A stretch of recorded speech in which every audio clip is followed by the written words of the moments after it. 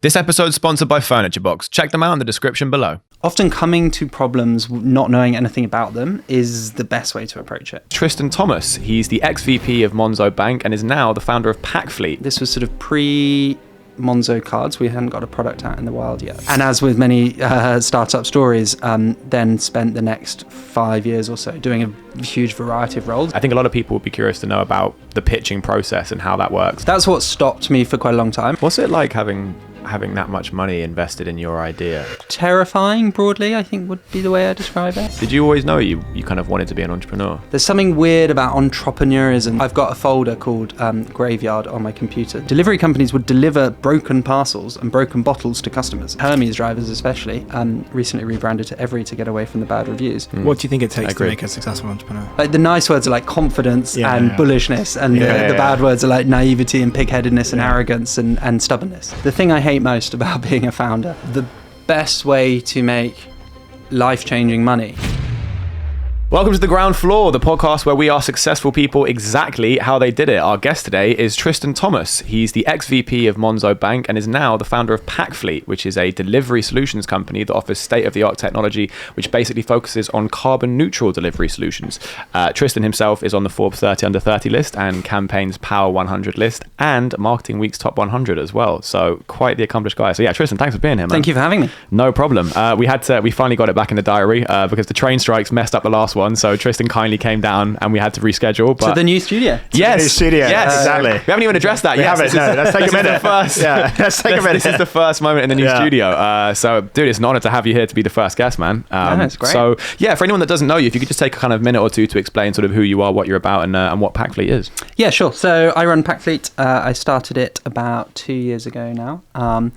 Really out of frustration with the delivery industry. You know, I'd received packages as a recipient, as a consumer, everything from package in my recycling bin that then got taken away the next day, so I never saw it, all the way to sort of chucked over my fence or left in the rain.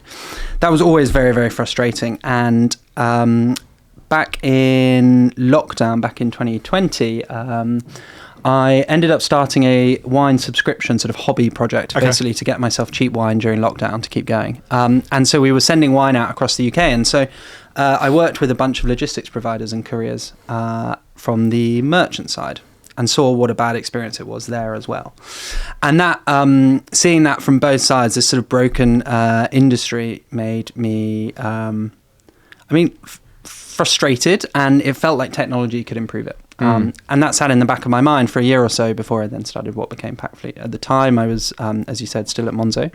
And so once I'd finished up there, I then started playing around with what became Packfleet. I'm with you. And I saw you went straight into Monzo out of university, didn't you? Yeah, basically, I left university, spent a year and a bit in Egypt, studying Arabic and doing a bit of work, and then moved back to London and basically thought, I want to join a startup. Okay.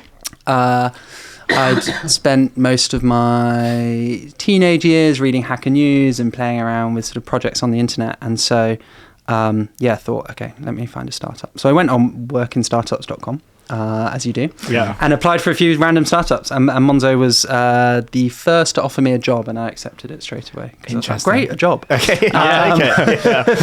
Anything other than crippling unemployment is fine with me. Yeah, I didn't really at the time have a good understanding of how it worked. I had a few interviews lined up, but interviewed with them first and they offered it. So I actually accepted on the phone when she called to offer it to me. And she's like, do you want to think about it at all? And I was like, nope. Should I think about it? Yes, I'll think about it. And then I walked around thinking about it for 3 hours and then called back and accepted. Okay. And that was to run their community. So for us to think about, this was sort of pre-Monzo cards. We hadn't got a product out in the wild yet. But how big was Monzo at this point? We had 0 customers and 12 employees. Oh, wow. Something okay, like that. so right at the start. But they knew, and we knew right from the beginning, that we wanted to build it in a different way, both from a technology and product point of view, but also in a how do we interact with customers in our community. So I joined as community manager and really thinking about how do we open up this world of banking that has historically been very, very opaque.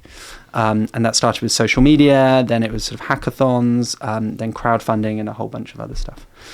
And as with many startup stories, then spent the next 5 years or so doing a huge variety of roles and ending up running marketing and community and policy and a few other areas. Wow. And what do you think working at a startup taught you that maybe working in a larger corporate wouldn't? For anybody listening that's maybe thinking of joining a startup. I think for me it was that, a couple of things. One is that, and I've taken this into Packfleet as well, that you often coming to problems not knowing anything about them is the best way to approach it. You have this sort of naivety and optimism of saying, yeah, why can't we build a new bank? Or, yeah, why can't we take on DPD and Royal Mail? And I think you need some of that like stupidity, frankly, to be able to do it. And knowing that actually, broadly, out of most topics in the world, you can get up to speed on most things very, very quickly. Spend a bunch of time and a bunch of effort and a bunch of energy, and you can learn about them. And that is true for most careers in this world. Probably not true for being a lawyer, although also be true for being a lawyer. There's just sort of other restrictions on becoming a lawyer for good reason. And I think Monzo and startups in general have taught me that you can affect change without needing to necessarily have all of the qualifications or all of the processes or all of the steps. I think it's definitely an element to kind of breaking things and figuring things out as you go, and just I can't remember who it was, but someone was saying like the further along I get, the more I realize that everyone is kind of like just figuring it out.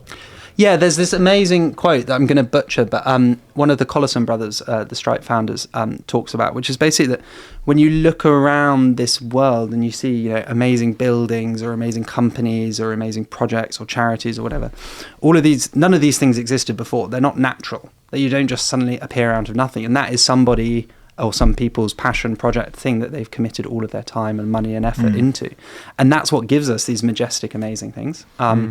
And remembering that of like, actually everything has to come out of nothing in that sense. And I think it is most true for startups. Yeah, definitely. In terms of the delivery solutions, obviously you had all these frustrations, which I think a lot of us do have. I mean, it's a nightmare getting packages. I mean, even the amount of stuff we've had to do to get this studio set up. I mean, it's like, they give you a window and then it's not in the window, and then the end of the window comes, and then if they do buzz, they'll buzz for like, they're there for a second before they run away. And then they go. And it's funny because I spoke to a friend of mine and he used to be a delivery driver. I can't remember who it was for. I think maybe Hermes or something like that. And I remember he was saying to me the other day, he had a package that he wanted to give to someone, and he said, I'm just going to take it to her personally. I think it was like a Valentine's Day thing. And I was like, oh, why don't you just like get it delivered? And he's like, nah, because I used to be a delivery driver and I know how it goes. And I'm like, what's the issue? And he's like, oh, they'll just card you immediately. He's like, they don't give a fuck about your product. They will literally just get there, buzz the door, and if you're not there in 5 seconds, they'll just throw a card because they want to get on the route quicker. So in terms of what you're doing, for people that don't know, what are actually kind of the main differences between how you do it and how the industry already exists? Yeah, so at its core, we think about how do we leverage technology to stop all of those problems, right? How do we make it from an experience point of view and a product experience point of view, like ordering a Deliveroo or getting your Uber, rather than this experience of sort of ordering something, nothing turns up, and then a card comes through your door. So that's a mobile web experience where you can see a live map of where the driver is with an ETA that's actually correct, and then that you can control as well. So you can change the time and day and address and all of these things. From the merchant side, it's all of those same things that we don't see as recipients, but again, giving them visibility and control. What I found with this sort of wine subscription was delivery companies would deliver broken parcels and broken bottles to customers, and I would only find out when the end customer got in touch to say, hey, like there's wine and broken glass everywhere. And again, so building that in from a merchant point of view to give them visibility and control of it. And then the third piece that brings that all together is how do you do the same thing for drivers? So the reason, Hermes drivers especially, recently rebranded to Every to get away from the bad reviews, have to... Is that why they did it? Because I've noticed Every. I keep seeing Every recently. And I just realised, unsuccessfully it turns out, because it's more than just branding. But they have very, very high targets to hit, and they get paid per parcel, and so their incentives really are not aligned with yours or the merchants. And so for us, it's about how do we build technology to enable them to deliver quickly. That's routing and that sort of thing, and then how do we align incentives so that they're incentivized to deliver a great experience. And all of that comes together to hopefully build a sort of delivery courier that is 10 times better. And then long term, think about actually exactly that problem that you just said. How, as a consumer, do I start accessing this? How do we unlock consumer to consumer deliveries and make it really, really easy and slick? And so that the best answer is not to go and deliver it yourself. And the best example here is that the number of times that I or a friend have had to order an Uber to send something across town because that is the best way to do it. a set of keys that my partner's forgotten at home. It's incredibly It's like, inefficient. that is the most, exactly. I've got a driver and a car that are literally coming to me just to deliver it. And it's crazy. And so long term, thinking about how do we unlock that and give everyone the ability to move anything from A to B. I'm with you. One of the things I'm always curious about with a model like yours is how do you get the initial, it sort of feels like a chicken and the egg situation in terms of like, how do you get a driver to deliver for you if you don't get a business, but how do you get a business if you don't have a driver? Like that whole conundrum. How do you get sort of the initial thing going? That's what stopped me for quite a long time. I mean, I was still at Monzo, so I was sort of thinking about this problem, and it always seemed like quite an insurmountable problem. And actually the business works as you get more and more volume, and when you start, you have nothing. The way I started was by fibbing, I guess. Basically, I said, Fake it till you make it. I actually want to see if this works. And so I emailed 2 or 3 local merchants and just pretended we were up and running. I said, hey, we're a new courier. We're going to deliver. Here's our prices. And our guarantee would, not break your stuff, basically. And it was other wine and beer merchants because they were most similar to what I already knew. I emailed about 5 and 2 replied instantly saying, yes, we'll try it. At that point, I was like, okay, shit, now I need something. Were there any barriers at that point then? Because that sounds like a relatively straightforward No, because it's so broken. Like, and specifically for like wine, beer, fragiles, it's the most broken experience because everything gets broken all the time. And so really they didn't need any convincing. And so they said, yes, we'll come on board and we'll use you. So I then had to spend a week frantically trying to build a very basic product for them to upload their orders into. I used Bubble, which is like a no-code tool, to build that, and then convince my brother-in-law to come and live with me and do some deliveries, which he did quite well. And then he crashed the car, so that wasn't so good. But details. Don't worry about that. Yeah, exactly. So then once it's you and your brother, how does it get to the point where, because that's the other thing that I think about, where it's the same thing where we had Mario Leppo, the founder of Fire Away Pizza, similar thing where he was doing deliveries in the beginning and things like that. What I don't understand is if there's, let's say, 2 deliveries that need to go out at the same time, maybe they're different routes in different directions, how do you do it so that you don't end up making one really late or one on, that's the logistical side of it that I've always been confused by. Yeah, so I mean, now it's technology, right? And at the time it was just convincing more random people to drive. So I got my neighbour to start driving. I was out doing deliveries. Very, very inefficient to start with. Right. Now we can think about, we went and took the sort of rubbish that I'd built, got rid of it, and then built the technology stack from the ground up. Everything from the app that our drivers use all the way through to routing. And that means that from a technology point of view, we have an understanding of where is each parcel, what time does it need to be delivered, and what sort of flex is there in there, and an understanding of the cost of that as well. And so if 2 people want a parcel delivered at the same time or want to change the times, we can actually understand that and show that to them and either increase prices or increase the time to make it better. So is it a thing in your industry where, how like Uber drivers, they drive Uber but they also drive Bolt, and in America they also drive Lyft? Is it a thing where your delivery drivers are also Hermes delivery drivers or DPD delivery drivers? Do you all sort of share from a kind of ride sharing kind of pool, or is it yours? We directly employ all of our drivers. Right. Okay. And that is because, 2 reasons. One is I think it's the right thing to do. And the second is that you get much better quality. Yeah. And so that is one of the challenges that Hermes have. They are all self-employed drivers that get paid per parcel, and that's it. And that's when I talked earlier about aligning incentives. So our drivers are, they come to us, they get a salary, they get all of the benefits that we give them, and they really care about and are bought into what we're doing as a company. Yeah. And so then we can go out and they can go out and do deliveries and actually care about how those deliveries work, how quickly they are, because that also matters to us as a business, and sort of act as employees as part of it. And how do you maintain quality control then among your drivers? I mean, in the same way that you maintain quality control generally with employees, right? You have targets and goals and you communicate them clearly. For people who aren't performing, you let them know and help them to get up to that level. And then over time, if people aren't performing long term, then you obviously have to let them go. But it's a much easier conversation and a much more adult and human conversation to have with people who are your employees and you're really working together. It's just like hiring office staff from that point of view. And so for anyone that doesn't know, in terms of funding, how much money is required to start up a business like this, and how did you get that funding?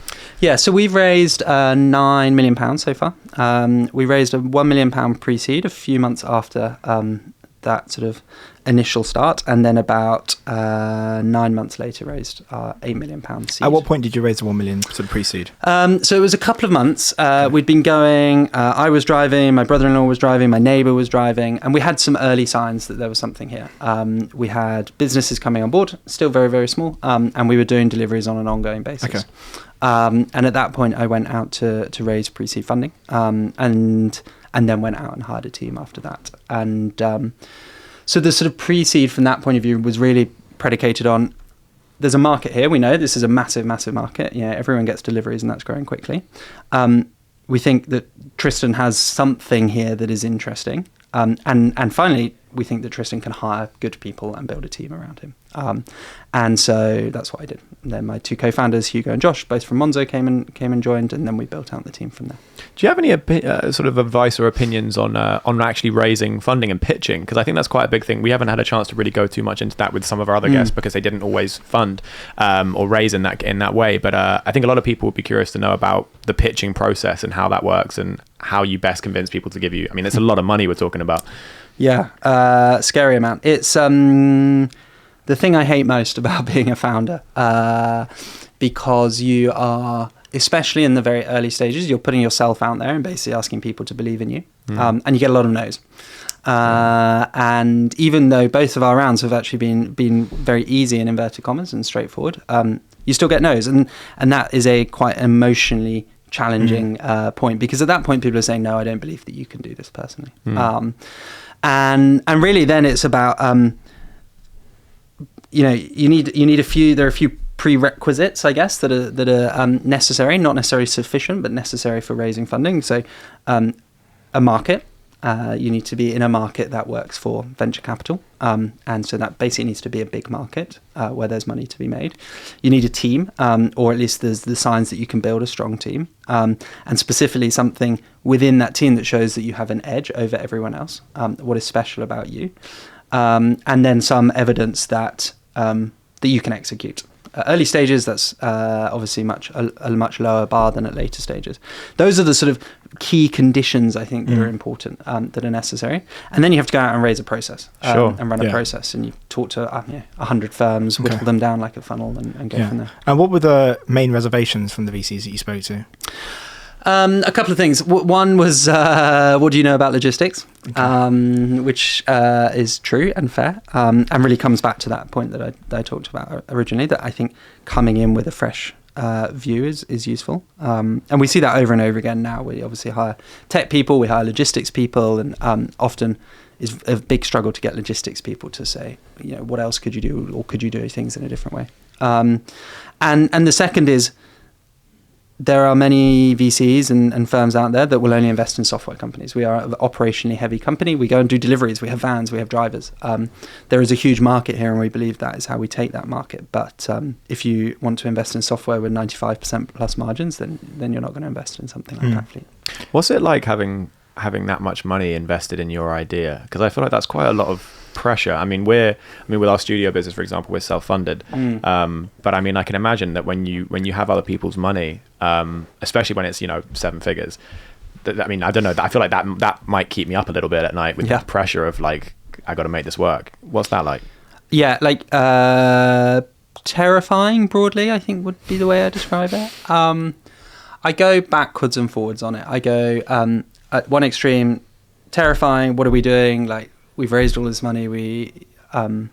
It's just a crazy amount of money, and it's still a relatively small amount of money in the VC world, but a crazy amount of money for us. And then on the other side is, the VCs invest money. This is their job. They know what they're doing. This is a tiny amount of the VC capital that's out there. No pressure. And it's sort of broadly try and end up somewhere in the middle of that, which I think is probably the healthy place. But it definitely is. And actually now that pressure grows over time, not just because of the money you raise, but now we have a business that employs 100 people. And a team and merchants and customers. Right in those early days, I thought, okay, I'll give this a go for a month or two. See if there are legs and see if this works, and if it doesn't, then the worst thing that happens is they have to go back to DPD or whoever they're using. But now we have people who switched everything to us, small businesses that use us for their whole operations from a logistical delivery point of view. So I'm curious, how did you actually value the business when you were first going out for that pre-seed investment? Because I know that's something that a lot of founders do struggle with when they're going out to raise money. Yeah. So we got a lead investor who basically sets the valuation. It was Entree Capital. Like broadly, the way I approach it, and the same is true for seed and later, is you know how much money you need or want, and you don't want to give up too much of the business. Like broadly, you want to aim for about 20%. 25% would be not great, but okay. 15% would be great. Somewhere in the middle, like a really, really hot founder could maybe raise at 10% last year, probably not this year. And that really gives you a pretty clear valuation range. So you just base it on that, really. Right. Okay. So if you need to raise 5 million and you want to give away 20%, then you do the maths from there. I'm with you. So once you actually raised this money, then what was the process of allocating it? Well, at the time it was me, and all of the packages were coming out, was sitting in my living room, which my partner was not very happy about every night. And it was still small numbers, it would be like 25, but 25 packages in a living room actually takes up a lot of space. Yeah, it's a lot. I didn't want to stack them because I didn't want to break them, so I would just lay them out on the floor and there would be like a path to the sofa. An obstacle course, essentially. Yeah, exactly. Okay. So she wasn't very happy about that, and so really it was about building the team and building the operations. And so first of all, that was my co-founders coming on board, and then our very small initial team. We grew to a team of about 5 people in the first 6 months or so. And just quickly, you mentioned your co-founders; they were also ex-Monzo. Yeah. So was it a thing where you had to kind of convince them to come on board, or were they pretty much like they were looking to start their own thing or join something else themselves? Or a combination of both. They were both ready to leave and thinking about what was next. But also, at the time had to, I think, not necessarily convince them. They're co-founders and came on board, but we had to work through what does this look like in the future and why is it exciting. What was Tom's, the founder of Monzo, what was his reaction to you wanting to leave with a couple of employees to start a business? I know he's invested in your business subsequently, but I was curious to know how that actually worked. Well, so he left at a similar time. He left about a few months before I finally left. I talked with him a lot about leaving, and at the time I left Monzo, I didn't know what I wanted to do. It wasn't to start Packfleet. So you left without anything? Yeah. Okay. Oh, okay. Yeah, I thought so you left to start. No, I left sort of 6 or 7 months before. Right. Wow. This. So for about 6 months you left Monzo and you were kind of just planning your next move? Yeah, I spent a couple of months recovering from high growth startup world. I had big dreams. I've got a camper van, so I was going to take it around Europe. And then Boris announced another lockdown. So I spent it sort of fixing door handles at home. And it was very nice. And then really spent the next few months figuring out what I wanted to do. I did some consulting, started playing around with a few ideas that I'd had as well. And at the time, I just really didn't know, did I want to go back into the startup world and therefore either start a startup or join one? Or did I want to sort of go and do consulting and build a sort of career there? Or did I want to go and do something totally different? And I don't think I really ever decided, but I ended up doing Packfleet and that sort of took off and we went from there. So did you, still to be solved. When you were kind of coming up, even sort of, I don't know, I guess as a teenager or at uni, did you always know you kind of wanted to be an entrepreneur at any point? I'd always done projects. Yeah. I've got a folder called Graveyard on my computer that's like got 30 different random things that I started in there. All of them were terrible and broadly very unsuccessful. But I'd always done that sort of thing. And I don't know if I knew I wanted to be an entrepreneur. I think there's something weird about entrepreneurism that is not like a career that you say, yes, I want to be that. People, I think, sort of either go into it or end up in it doing it or not, and it's not the same as a sort of normal career path from that point of view. So I didn't think you could decide to be an entrepreneur. It was like, as a kid when people said I want to be a businessman or a businesswoman, it's like, oh, okay, that doesn't really tell you anything. Yeah, it's vague. Do anything. Yeah. How much of entrepreneurialism do you think is like nature versus nurture? Because there are some people where you're like, you are just an entrepreneur. Like you are never going to fit in a company ever because you're just too much of an entrepreneur. And then there's other people where you meet them and they have businesses and you're like, I don't know if I would have pegged you as an entrepreneur if I hadn't known that you were already doing something. What do you think about the kind of nature versus nurture argument on that?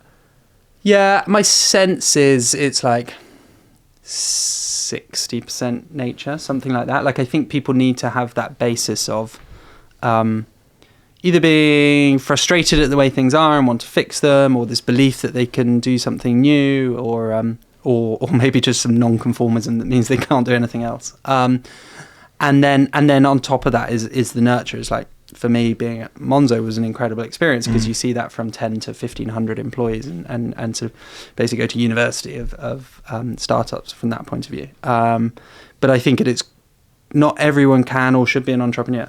I think that's totally fine. What do you think it takes to make a successful entrepreneur?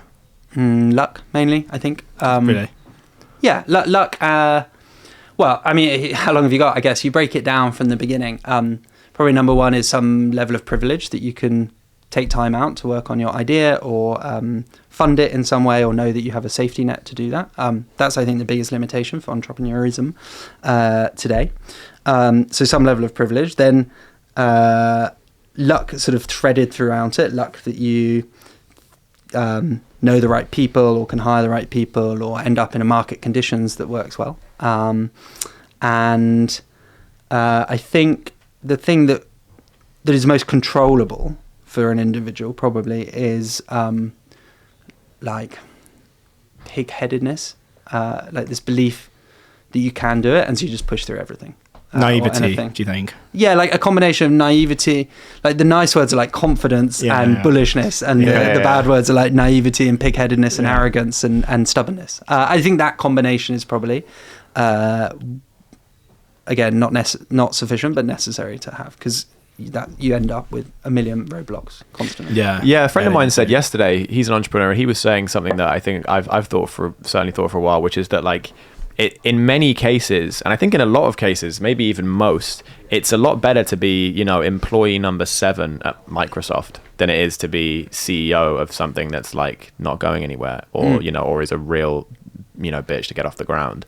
Or even like employee, frankly, 300 at Microsoft. Yeah. The best way to make life-changing money, I think, if that's what you care about, is to join startups that are already doing well, but you're early enough that you earn enough equity, and that you believe in it enough. Well, I mean, if you only care about money, that doesn't matter as much. But that's true, from a fulfillment point of view, definitely. Like most startups fail. Over time, the likelihood of a startup failing goes down, not to zero, but goes down. And so getting one at the right point where you can have not a guarantee of success, but some belief in that success. And you do your own work on that as well to figure out whether it is going to be successful or not. But you're early enough that you can still get a meaningful chunk. That's by far the best way to do it. Hey guys, I just wanted to take a second to talk about our sponsor for this episode, Furniture Box.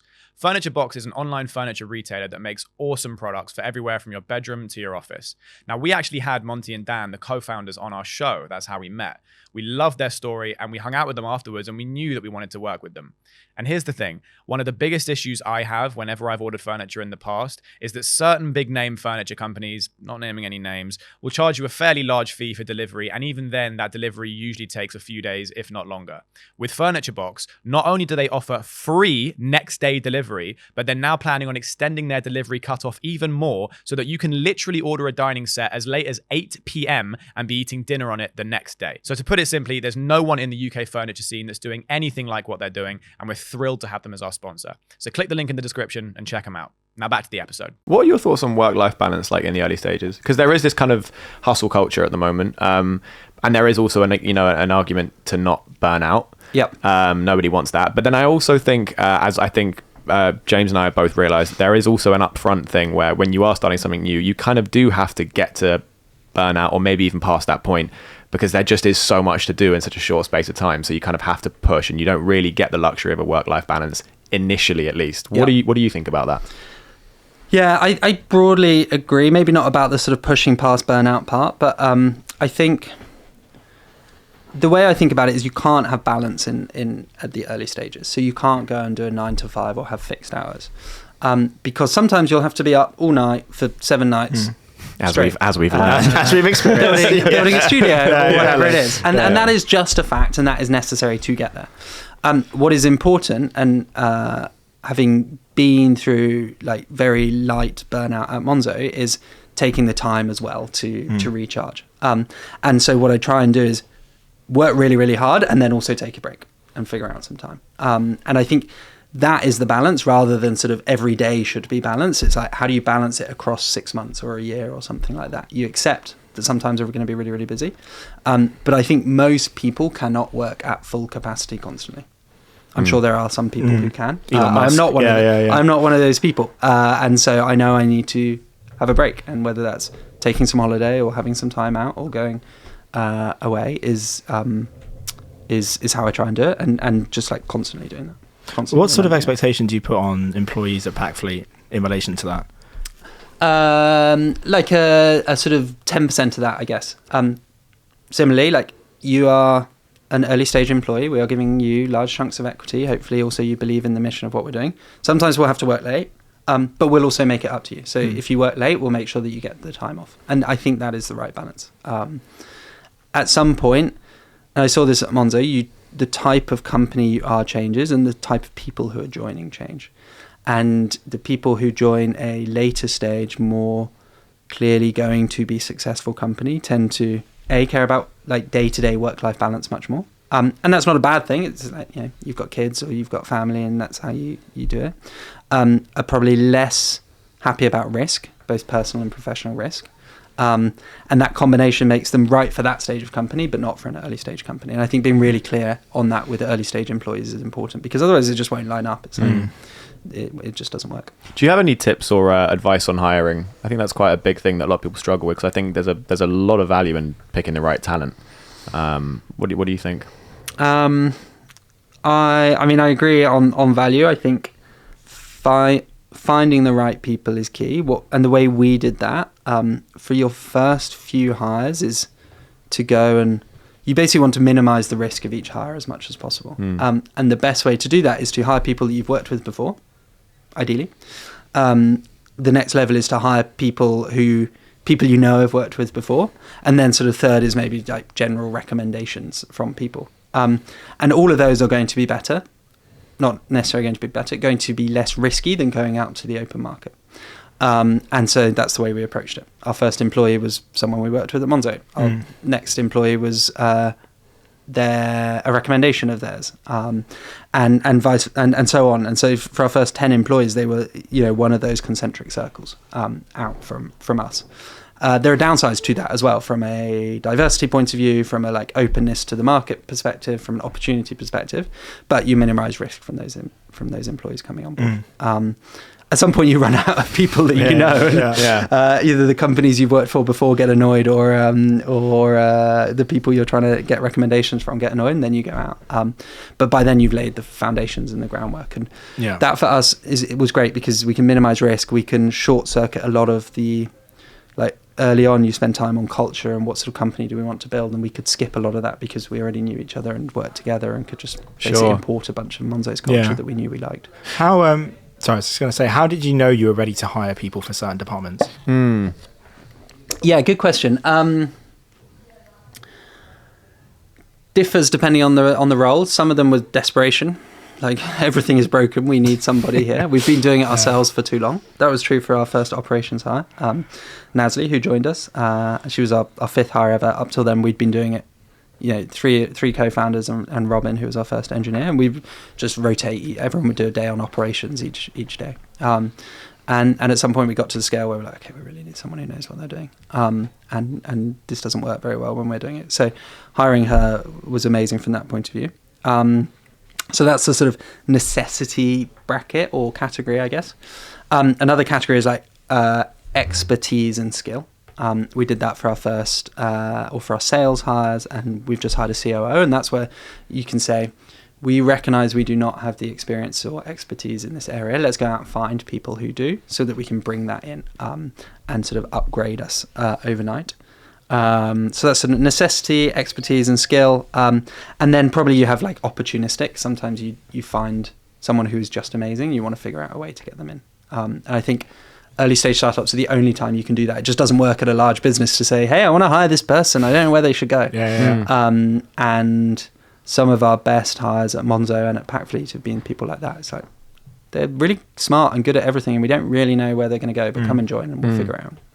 AI is obviously in a really crazy place right now with ChatGPT moving at 1 million miles a minute and everything going in that direction. I mean, literally just this morning. I mean, this terrified me. This was terrifying when you showed me this. Yeah, I showed it to the boys this morning. But my friend sent me a song, and he said this is a Drake and The Weeknd song, because we were talking about AI music yesterday, and he was like, this is a Drake and The Weeknd song, but it's completely AI made. Now I knew that, but because he said it when he sent it to me, and I listened to it, and I was like, this is insane. So I came into the studio this morning and I said, oh, have you guys heard the new Drake and The Weeknd joint? And they were like, no. And I was like, oh, it slaps. And I played it, let the whole song play, and they were like, yeah, this is really good. It's so believable. And at the end of it, I was like, yeah, that was AI, that wasn't them. And it's like, it's terrifying. It is terrifying. Especially really if you work in content. Dude. Thank God we've just built a studio. Barney's like packing his thing. Yeah, exactly. So basically on the AI point, obviously, since you're such a technology driven company, are you implementing AI? Do you have any plans to? And do you see AI affecting your industry either for better or for worse? Yeah, I think for us it's really exciting. It's really interesting to like zooming out and thinking about us as a startup. At some point when, especially over the last couple of weeks or months, I've been talking to a bunch of people, and I'm sometimes quite glad that we work in such a operationally heavy business. Like ChatGPT cannot do what we do. So that's quite nice to know. But building it in and saying, we came into this saying technology, we believe, can improve every part of this logistics operation. It's a logistics and technology problem to solve, and we need to get both right. And having machine learning and AI to improve the technology side is hugely beneficial. We already use it for making sure every proof of delivery image that drivers take is up to our standards and good, and giving that feedback to drivers. And then also rolling it out in a few other areas. But you can imagine like the sorts of things we do, which is we have hundreds of drivers on the road with thousands and tens of thousands of packages to deliver, and there's traffic and weather affects it, and road like there's all of these things that affect it. These are perfect problems for AI to improve and solve. And so that's why we're spending a lot of time on it. What do you think the most important skill for a founder or a CEO is to have, if you could kind of pick one? I think what I was talking about earlier, like confidence / pig-headedness, like the ability to just keep pushing through every roadblock. Resilience and persistence. Resilience, yeah, that's a much better summary. Yeah. Because you get through one barrier or one roadblock and they just get bigger, right? Like if you're successful.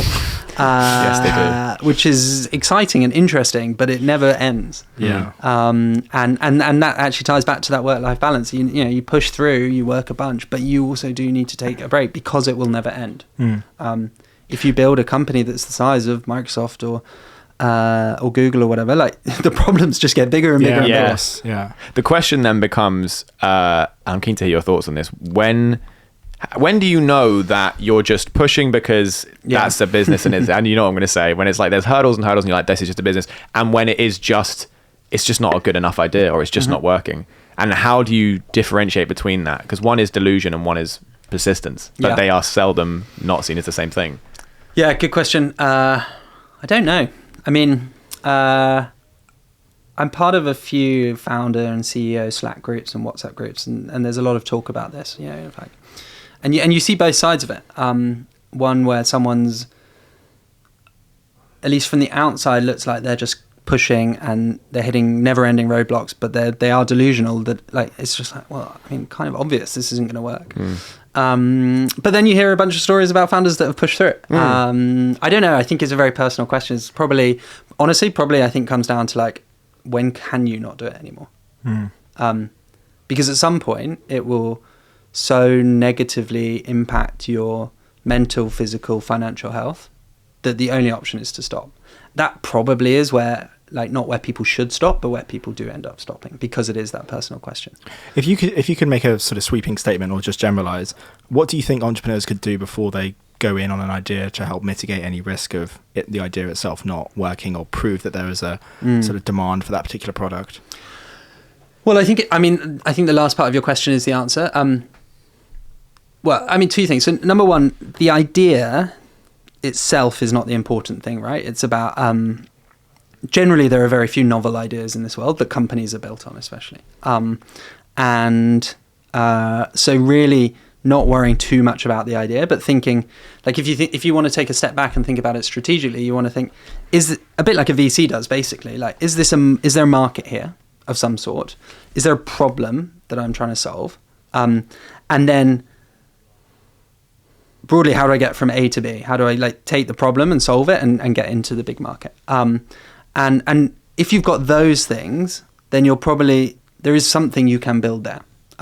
There's an open question as to whether it can be like a profitable company or a successful company, but there's something you can build there. And so then the idea itself, like both holding firm to the problem and the market, but not to the idea, so that you can go out and validate the idea itself. And the best way to do that is talking to customers, right? And for every entrepreneur, I would say, as early as possible, try and get customers. When I talk to, especially early stage, very, very early stage people thinking about raising a pre-seed or seed, and they've spent 6 months building a slide deck and a business plan and a bunch of other stuff, it's like, you have no evidence here of market demand. And that is not great for investors, but also not great for you, because to your point, like, you could go and spend a lot of time and there's nothing here. So figure out as early as possible, can you sell something to someone? Okay. Or could you at least get them to use it for free? Given that one of your areas of expertise is marketing, do you have any kind of generalized marketing advice for a lot of people? I think everyone at the moment, everyone knows, PPC is a great thing to do, and everyone's obviously cottoned on to the whole, we need to be on social media, all that kind of generic thing. But I think especially if anything now, good marketing advice is needed more than ever, because now everyone's on TikTok and everyone knows they have to have like we want to get user generated content, and like everyone knows the formula now. So how do you stand out in a world where content is king, but now everyone knows that content is king, everyone's making content? So whether it's to do with content or anything else, do you have any kind of broad marketing advice? Number one, and this is maybe similar to the sort of starting a company advice, make sure you have a product that works. Over and over again, I have calls with marketers who have joined a startup or at a startup, and they're saying, we're doing all of this marketing stuff and none of it's really working. And often their solution is like, spend more money or find a new channel, or maybe we need to rewrite the creative. And 95% of the time, it's like, let's go back and figure out, okay, do you have a product here the product that you're trying to sell, does it work? Do people like it? Do you have product market fit? Do you have at least some happy customers? And 95% of the time, that is the problem, not the marketing. Marketing is very, very easy when you have a great product, like we had at Monzo. It's very, very hard when you don't have a good product. And there are very few businesses or areas where you can just do marketing and sort of paper over a bad product. And in the ones where that's true and you can, it often requires an obscene amount of money.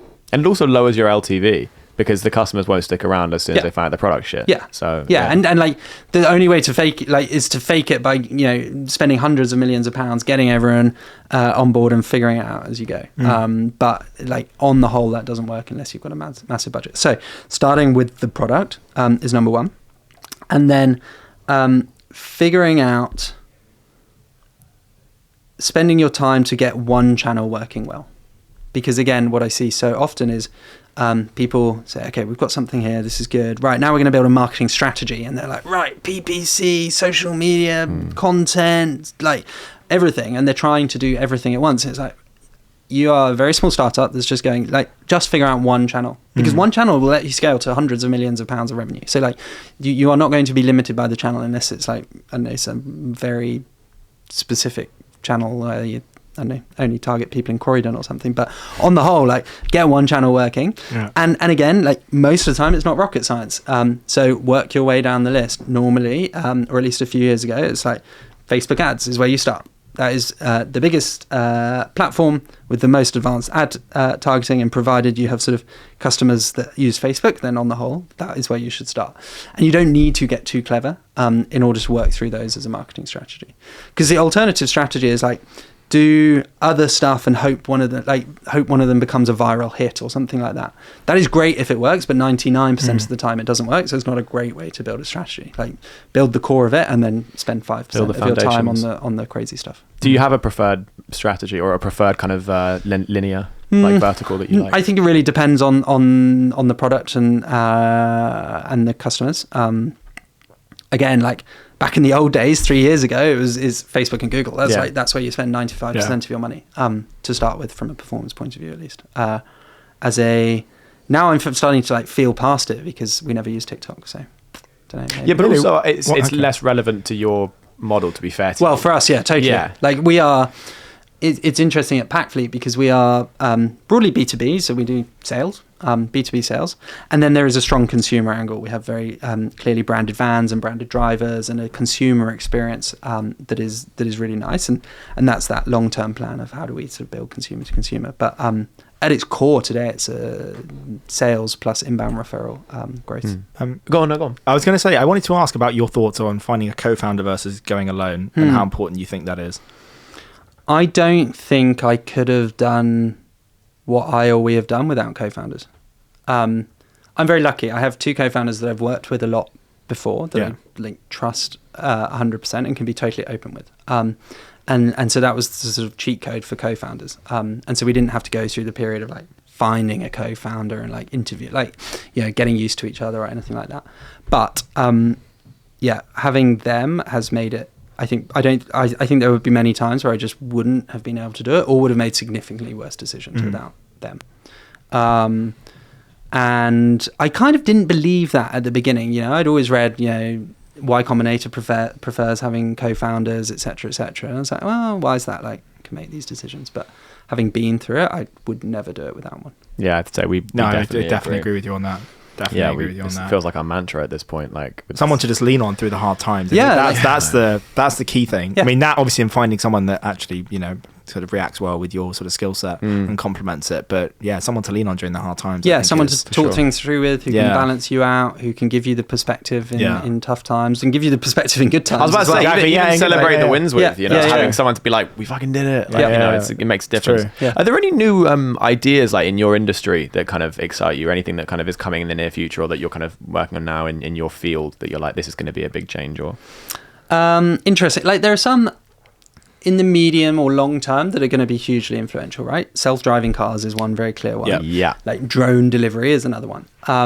They're very, very exciting long term, not at all exciting short term. And that's an interesting balance to have to deal with. How long do you think we're looking at until that's actually feasible? I'm curious. Dude, I watched a video this morning of a guy who was he's an Uber driver, and he was in San Francisco, and he has a Tesla with full self-driving beta. Okay. And he literally he was like, I'm going to do an Uber journey. I'm going to be sitting behind it the whole time, but I'm not going to do anything. And he put the Uber address in for the customer, and it just got the customers, and they were like, oh, so is this one of those self-driving things? He was like, yeah. And then it just took them to their destination, and just the car's doing everything. He's there for safety, but the entire thing was done by the car. And I was like, that's now. Wow. Okay. So when it's maybe like we're closer than we think then. Okay. Yeah. Yeah, it's so hard to tell because it's either like about to happen imminently or 10 to 15 years away for full self-driving. I think very, very clearly we will get to some level of decent self-driving on most roads pretty quickly. But the question is, will it be able to do central London constantly? Yeah. And deliver packages? Our real drivers struggle. So who knows? So those are really interesting long term, but you could get very distracted with them short term. And there are a bunch of Amazon spent a bunch of time doing drone delivery and really is now just a marketing gimmick for now, but which will revolutionize everything that we do long term. Short term is much more about how do we start to leverage technological advancements like machine learning and AI to just massively upgrade the experience. And that's where we have such a huge advantage, because the people we're competing against are working on tech stacks that have been stuck in the 90s when they were built, or maybe the early 2000s if they're lucky. And they will be looking at AI, but it will be like there'll be a team in their sort of R&D department thinking about it, whereas we're able to just implement these things straight away. Wow. Dude, I could sit here for another like 2 hours, man. This is really interesting. But obviously, I'm aware that you've got a place to be, and it's been really kind of you to kind of give us your time. Just before you shoot off, we have one question that we ask all of our guests at the end of an episode, which is that if there was one piece of practical advice you could give to someone who either has a business or is thinking of starting one, what would it be? And with the emphasis on practical or actionable, so could be advice on hiring, marketing, budget, anything that's not believe in yourself and work hard kind of thing. So for someone thinking about starting, my biggest advice is just start. Like, figure out what is the quickest way you can start something. And actually, this is true both for people starting a business, but also people working in startups or earlier stage companies. It's like, you can spend all of this time planning, thinking, wondering. Just go and start it. Again, like, if you have the privilege where you have some sort of safety net, the risk is very, very low. Like, you can do it in your evenings or your weekends or outside of work, and just see, can you figure out the very first customer? Can you get someone on board? Can you hack around it in some way? Because if you can't do that, you're probably going to come up against so many bigger roadblocks in the future that you're going to struggle against. So like, just start is really on an ongoing basis the thing that I share with people. Amazing. Very good. Where can people find you, man? Well, the main thing is sign up for Packfleet if you're a merchant. Otherwise, I'm on Twitter as Tristan Thomas with no vowels was the best I could do. Tristan Thomas. Tristan, exactly. Yeah, that's probably the best. Amazing. Tristan Thomas, thank you so much for being here, man. Really appreciate it. Thank you. A pleasure. Guys, if you enjoyed that episode, make sure to like and subscribe, turn on post notifications so you never miss an episode that we've got coming out. And if you are listening on Spotify or Apple as I say this, then please do rate us 5 stars and leave us a review. We've got plenty of exciting guests coming up. But for now, Tristan Thomas, thank you so much for being here, man. Really appreciate your time. Thank you. Yeah, thank you. It's good. Take care, guys.